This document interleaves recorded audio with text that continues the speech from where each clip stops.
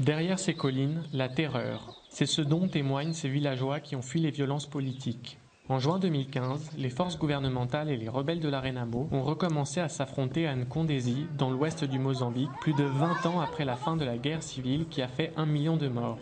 Cette femme s'est échappée de son village à 5 km de là. Elle garde l'anonymat pour décrire les exactions de l'armée par crainte de représailles.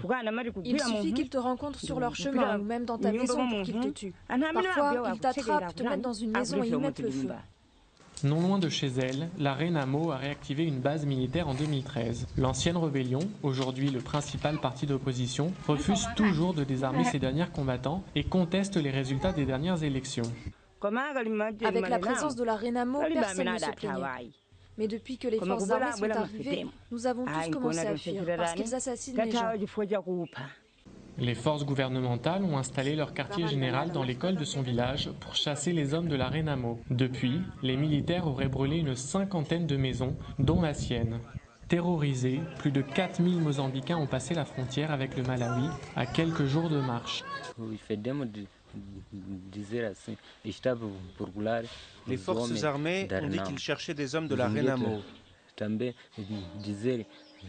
femmes, ils leur disent de s'asseoir et d'enlever leurs vêtements. Elles ont peur et elles obéissent parce qu'ils sont de l'armée.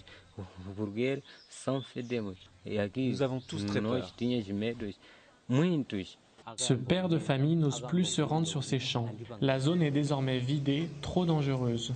De leur côté, les autorités mozambicaines nient ces exactions et affirment que la province est calme. Le gouvernement mozambicain a envoyé une équipe au Malawi pour voir s'il existe vraiment des camps de réfugiés mozambicains au Malawi et tirer cela au clair. Selon lui, les déplacements de population dans cette région frontalière n'ont rien d'inhabituel et pourraient être dus à la sécheresse. Mais la Renamo accuse l'armée d'avoir commis les exactions décrites par la population. Où est la sécurité? Où est l'ordre que ces personnes affirment maintenir? C'est un pur mensonge. Ils vont là-bas pour pouvoir se venger sur la population.